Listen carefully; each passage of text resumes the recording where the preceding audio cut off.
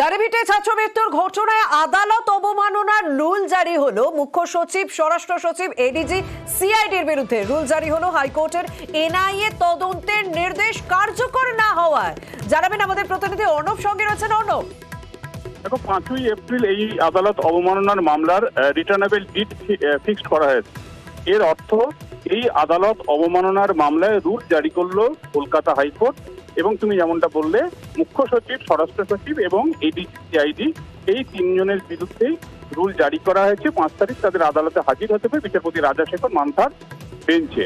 এবং এক্ষেত্রে রাজ্যের বক্তব্য ছিল 2023 সালে যখন এনআইএ তদন্তের নির্দেশ দেয় আদালত, অর্থাৎ একক বেঞ্চ, রাজ্য ডিভিশন বেঞ্চে সেটা আপিল করে এবং সেই মামলা বিচারাধীন রয়েছে।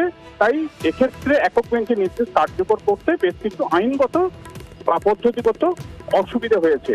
যদিও বিচারপতি রাজাশেখর মান্থা সেগুলি শুনতে রাজি নন। তার বক্তব্য, অর্থাৎ আদালতের যুক্তি, 10 মাস আগে যে নির্দেশ দেওয়া হয়েছে, যেখানে এই দারিভিটের 2 স্কুল পড়ুয়ার মৃত্যু এবং যেখানে গুলিতে খুন হয়েছে এই অভিযোগ পরিবারের, সেই ঘটনায় এখনো পর্যন্ত 2 পড়ুয়ার দেহ এখনো পর্যন্ত প্রিজার্ভ করা আছে, মাটিতে পুঁতে রাখা আছে গ্রামবাসীদের, গ্রামের পাশেই। এই জায়গায় এনআইএ তদন্তের পাশাপাশি ক্ষতিপূরণের নির্দেশও দেওয়া হয়েছিল।